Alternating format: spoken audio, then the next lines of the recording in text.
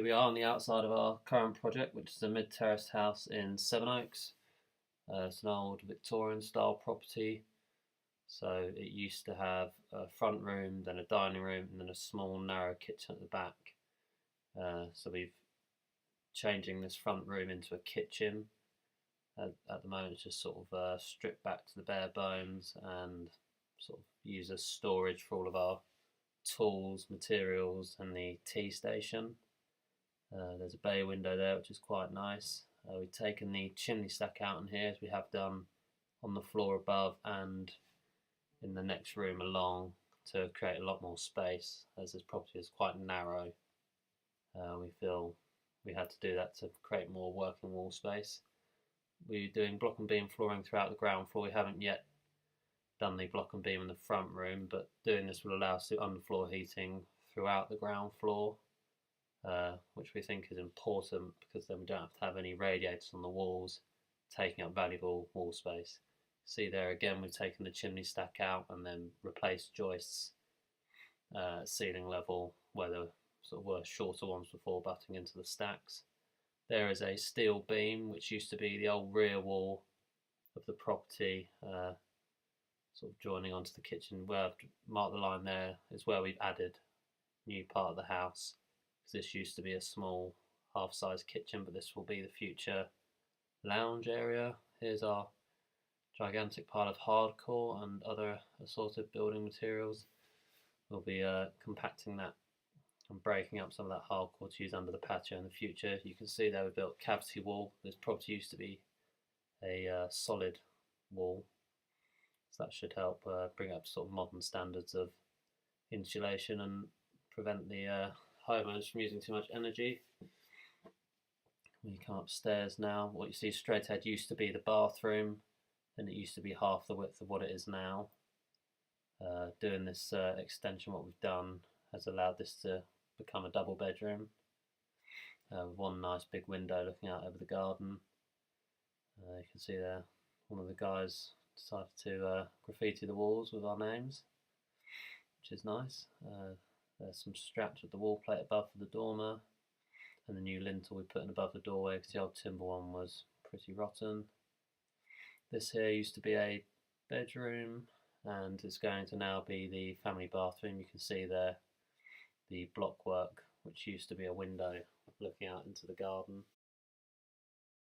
Taking the chimney stack out there as well, and you can see some pad stones that we created for the steel beams which span party wall to party wall, and they'll obviously be holding up the floor above and also acting to hold up the chimney stacks, which are maintained in the loft. Where I just pointed there is showing where the staircase is going up to the loft room. Again, where the old chimney stacks were. We rebuilt a lot of this brickwork here because it was in terrible condition, and we've put a nice box steel there to rest our joists on, and then also the rafters will be coming down.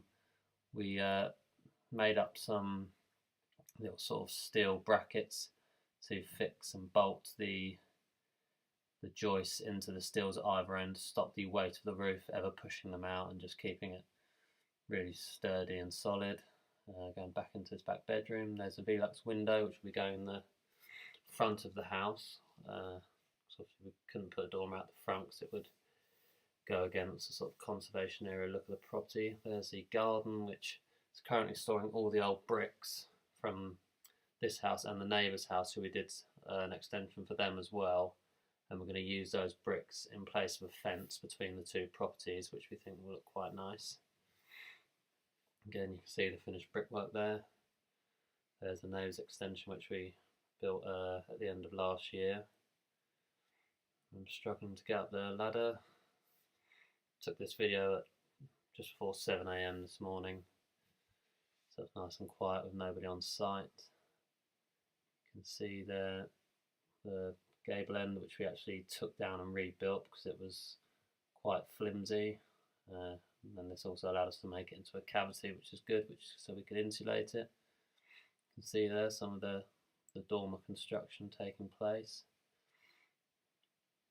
which is nice. There is the parapet wall between ours and the neighbour's property, which we're going to put those coping stones on to finish it all off once we've done the fiberglass roofing on our one. Here's a neighbour's roof, what we'd already done. It looks a little bit dusty at the moment, but we will be cleaning that off. Here's this little lean-to roof which we stripped and put back on and sort of brought it up to modern standards, as we try and do in all our refurbs. See it all taking shape here quite nicely, using the string line there to get all the timbers perfect lengths together. I'll be trying to get through this little hole here. There's some Celcon blocks to build up the parapet wall of the neighbour on that side. We'll be putting a fireproof board against his cheek and then building the party wall up there, which will be good. We may be doing the same on the other side. We're just waiting for confirmation from the neighbour there, but we feel it's the best detail to do, as maintenance would be impossible on those cheeks of the dormers once our dormer is built.